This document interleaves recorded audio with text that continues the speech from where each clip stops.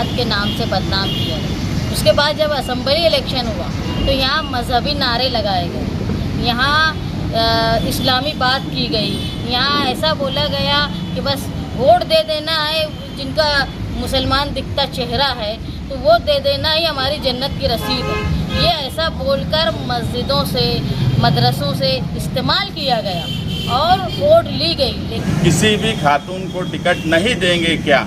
सिर्फ 50% हिस्से पे ही इलेक्शन लड़ेंगे क्या?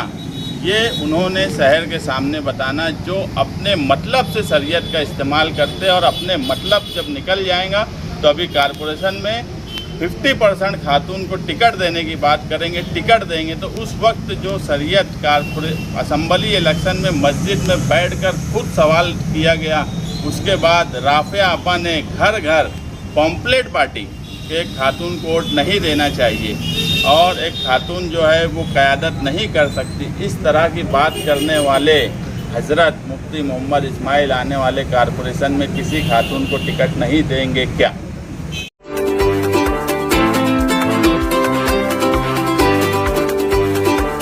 लेकिन आप देखेंगे कि इलेक्शन के बाद से मालेगांव शहर का तो नाम बदनाम हो गया कि ये मजहबी लोग हैं, ये गैर दस्तूरी लोग हैं।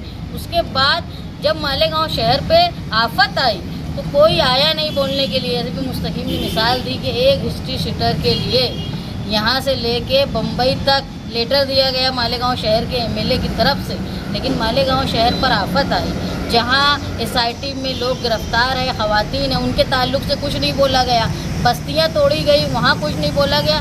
और जो इलेक्शन का बेस बना के मस्जिद और मदरसे इस्तेमाल किए गए, वहाँ पर जब आफत आई है वक्फ तरमीमी बिल के ज़रिए, तो वहाँ किसी भी एहतजाज में ये शामिल नहीं रहे जिन्होंने मज़हब के नाम से वोट मांगे। मैंने ये कहा था कि ये हुजरे में रहे, जब मस्जिदों पर और हमारे कब्रिस्तानों पर और जहाँ हमारी वक्फ की इमलाक पर आफत आ रही है तो कहीं भी एहतजाज में ये नज़र नहीं आ रहे। मुझे समझ में नहीं आ रहा है कि किसके बने हुए हैं जो इनको मना करता है कि हुकूमत के ख़िलाफ़ एहतजाज में शामिल मत हो। लेकिन जब हिंदुस्तान पाकिस्तान की लड़ाई का मामला था तो इन्होंने जुलूस निकाला, वहाँ अपना वक्त दिया। बहुत खुशी की बात है, वहाँ उन्होंने ये नारा भी लगाया कि कर्नल सोफिया कुरैशी को जिंदाबाद। और एक दूसरी लेडीज़ थी, जहाँ असम्बली के इलेक्शन में एक औरत को वोट देना हराम है, मज़हब इस्लाम में औरत को सरबराह चुनना ये एक मायूब माना गया। ऐसे फतवे घर घर बांटे गए,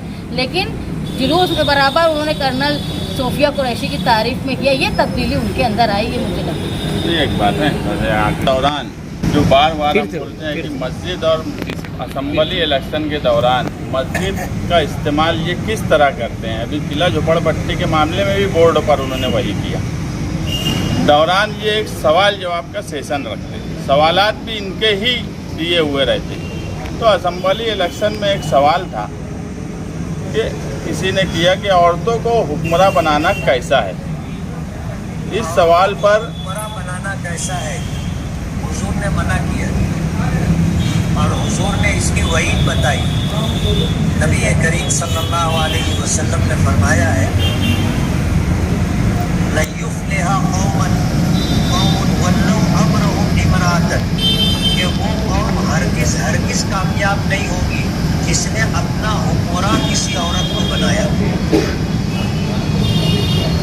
संविधान वाले देश में, जमहूरी मुल्क में, सेकुलर मुल्क में अगर इस तरह की बात ये बोलते हैं तो क्या आने वाले कारपोरेशन में ये अपनी बात पर कायम रहकर किसी खातून को टिकट नहीं देंगे क्या? ये सवाल आप उनसे पूछिए कि आने वाले अगर असेंबली में एक खातून उम्मीदवार थी तो उस पर शरीयत लागू की गई, शरीयत का फैसला बताया गया, तो क्या उस शरीयत पर अब खुद मुफ्ती मोहम्मद इस्माइल कासमी साहब आने वाले कारपोरेशन में अमल करेंगे क्या? की मीटिंग थी, तफसील शान हिंद ने आपको बताई। मैं आज इत्तेफाक से मीटिंग का दिन 23 मई था और आज ही के दिन पार्लियामेंट का रिज़ल्ट आया था 1 साल पहले, और उस रिज़ल्ट आने के बाद मालेगांव शहर ने जिस तरीके से कांग्रेस पार्टी की उम्मीदवार शोभाताई बच्छाओ को वोट दिया, उस वोट का बहाना बनाकर, जबकि हमने एक सेकुलर उम्मीदवार को वोट दी, उसका बहाना बनाकर सरकार ने मुसलसल मालेगांव शहर को टारगेट किया और पूरे मुल्क में एक नैरेटिव सेट किया ओड जिहाद का। और ओड जिहाद के नाम पर मालेगांव शहर में एसआईटी बैठा दी गई और मुसलसल लोगों को तकलीफ जो हो रही है वो सबके सामने है। एसआईटी आई, एफआईआर हुई, ईडी आई, ईडी के बाद कल जो है दिल्ली सेंट्रल गवर्नमेंट से होम मिनिस्ट्री के कुछ लोग आए, उसमें ऐसा बोलते हैं कुछ सेंसस के लोग थे।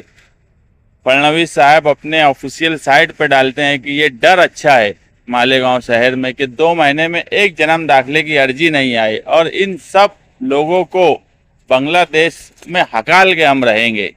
नहीं, ये डर और खौफ जो बैठाया गया ये पार्लियामेंट के इलेक्शन के बाद। 1 साल में हमने जब मालूमात निकाली कि इस 1 साल में हमारी ताई, इसके लिए मर्द और ख्वातीन, हम खुद भी पूरी मेहनत किए, कोशिश किए। अब कहीं ना कहीं हम आज जो ये 66 काम की लिस्ट देखे तो हमको लगा कि हम ठगे गए। पार्लियामेंट में 6 असेंबली कॉन्स्टिट्यूंसी होती है। आप यकीन मानो इस 66 काम में 5 असेंबली कॉन्स्टिट्यूंसी में जहां पर वो एक भी जगह लीड पर नहीं थी, वहां 5 जगह पर काम डाला गया।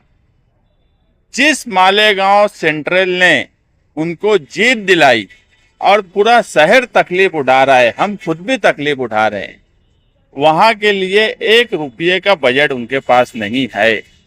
ये वो 66 काम की लिस्ट है। ये बहुत अफसोस का मुकाम है पूरे शहर के लिए कि ताई, आपने ना तो यहाँ एक ऑफिस खोली, ना जो औरतें बन है, एक खातून होने की यानी खातून थी जो औरतें बनती उनके घर कभी गई उनके हाल चाल पूछने। ये हो गया एक मेंबर ऑफ पार्लियामेंट का मामला। इत्तेफाक से 23 नवंबर को रिजल्ट आया था, वो भी आज 6 महीना हो गया।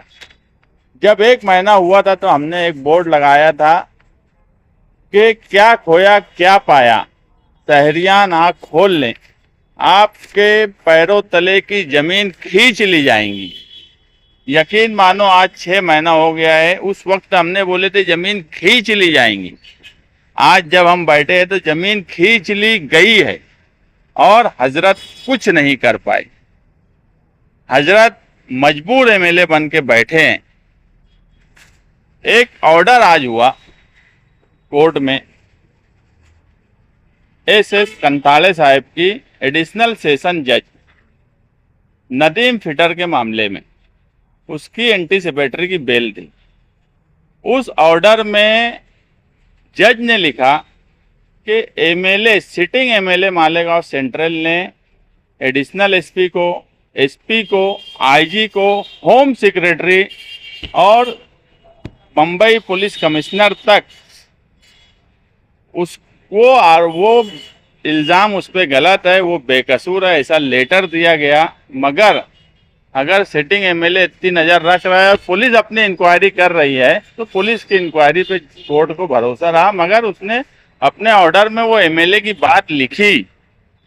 क्या ये मालेगांव शहर के लिए शर्म की बात नहीं है क्या कि एक हिस्ट्री सीटर जिसके ऊपर मुसलसल इल्ज़ामात लगाए जा रहे हैं, मुसलसल इल्ज़ामात हैं, कई केसेस हैं, उनके लिए होम मिनिस्ट्री तक जा सकते मौजूदा एमएलए ने एक लेटर बताना कि जो बेकसूर हमारी माएँ बहनें जेल में हैं, जो लोग जेल में हैं, जिनके ऊपर मुसीबत आती है, उस वक्त ये मजबूर हो जाते।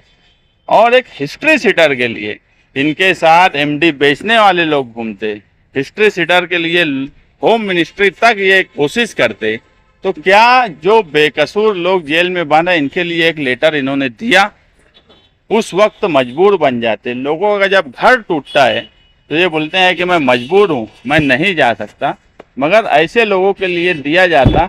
जबकि उनके ही मानने वाले हमारे कंपाउंड के हजरत, जिनकी ऑडियो और वीडियो बहुत चली है, वीडियो तो मेरे ख्याल से मैं नहीं देखा चली कि नहीं चली, ऑडियो बड़ी चली, उसकी भी लिंक वही नदीम फिटर से मिलती है, ऐसा पूरे गांव में चर्चा है। उसकी मदद हजरत कर रहे हैं, तो ये हजरत क्या कर रहे हैं वो जाने, मगर गरीबों के, बेकसूरों के लिए ये कोई कोशिश नहीं करते।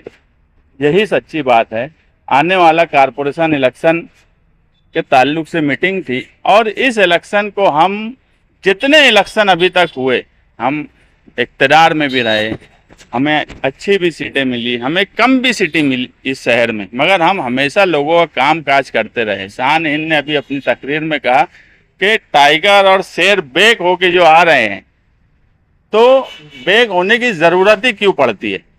काम काज करते हुए क्यों नहीं रहते? हम इलेक्शन में हमेशा काम काज के साथ इलेक्शन में जाते हैं और काम काज के साथ जाएंगे।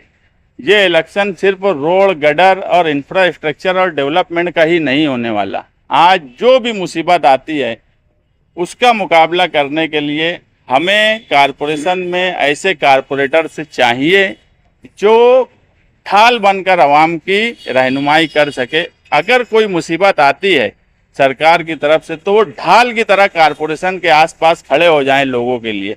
ऐसी ढाल वाली फौज की ज़रूरत है आज कारपोरेशन में, जिनको कानून समझता हो, जिनको हिकमत से काम करना समझता हो, जिनको अधिकारियों पे दबाव बना के काम काज करना आता हो, ऐसे लोगों को चुनकर देने की ज़रूरत है।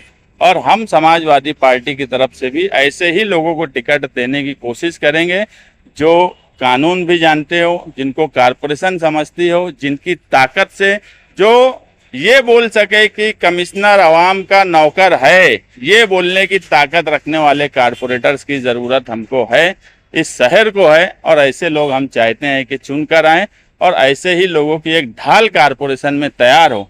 क्योंकि आप देखेंगे वक्फ का सवाल हो, मालेगांव में जन्म दाखिले का सवाल हो, मस्जिद मदरसे का मामला हो, किसी के ज़मीन का मामला हो, पुलिस की इंक्वायरी होंगी, ईडी आएंगी, एसआईटी बैठेंगी, एटीएस आएंगी, सब कुछ कई एजेंसियां अपना अपना काम करेंगी, तहसील परान भी अपना काम काज करेंगे, मगर बुनियाद कारपोरेशन ही रहने वाली है। अभी सिडको में एक मस्जिद को नोटिस दी गई, ताला लगा दिया गया, कारपोरेशन ने दी। पिंपरी चिंचोड़ में 14 मस्जिदों का सवाल आया, कारपोरेशन ने दी। मालेगांव शहर में भी कई मसाइल हैं जो कारपोरेशन के ज़रिए होने वाले हैं। अगर कोई ज़मीन का मसला आता है तो उसमें कारपोरेशन ही होती है। यहाँ तक के जानवर भी अगर जो तुम्हारे पालतू घूम रहे हैं उसको भी अगर पुलिस डिपार्टमेंट पकड़ती है तो कारपोरेशन की ही मदद से पकड़ती है। आप ये कुल मिला के एक बात समझिए कि सारी बुनियाद कारपोरेशन है।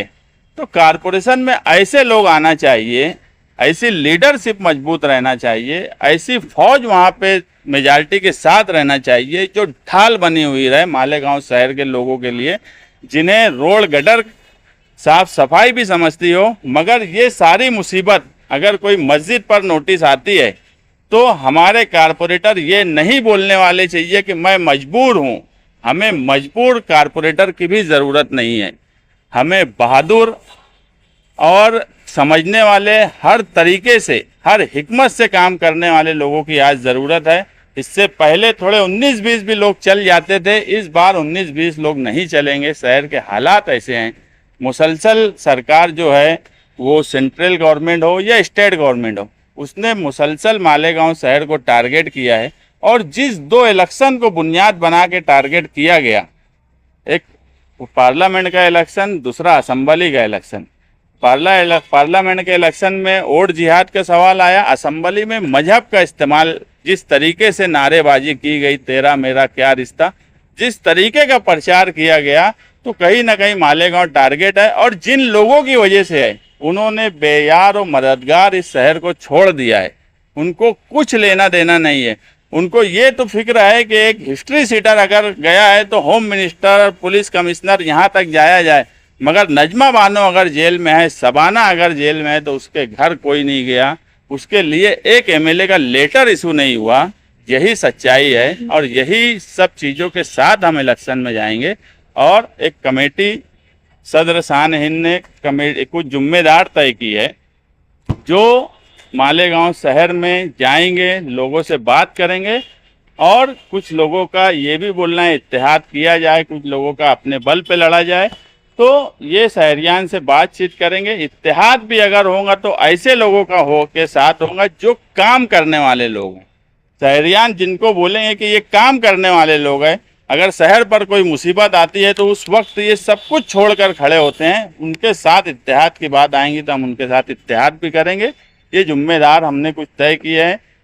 रशीद सेठ अवले आले, अतर हुसैन अशरफी, सुहेल अब्दुल करीम, नासिर भाई किराना आले, मौलाना जाहिद नदवी, मसीउल्लाह बेस्ट और इमरान अब्दुल बाकी, ये जिम्मेदारों को तय किया है कि ये शहर में वर्करों से भी समझे, लोगों से भी समझे और शहरियान से भी हम यही अपील करेंगे कि आने वाला कारपोरेशन का इलेक्शन ये पार्लियामेंट और असम्बली इलेक्शन से ज़्यादा अहमियत का हामिल इसलिए है कि आपके सामने सब लोग को की तकलीफ़ है। ये हमारे आमीन भाई के जो जिनके लड़के जेल में, उनके वालिद यहाँ खड़े हैं, जो मुसलसल आते हैं। जब SIT की नोटिस आती है, कारपोरेशन में ही बुलाना आता है, प्रभाग का अमल दखल आता है, कुल मिला के सारी मुसीबत में अगर बचाव कोई ढाल की तरह हिकमत और कानून और अपनी धाक से कोई कर सकता है तो वो कारपोरेशन में बैठी हुई बॉडी ही कर सकती है।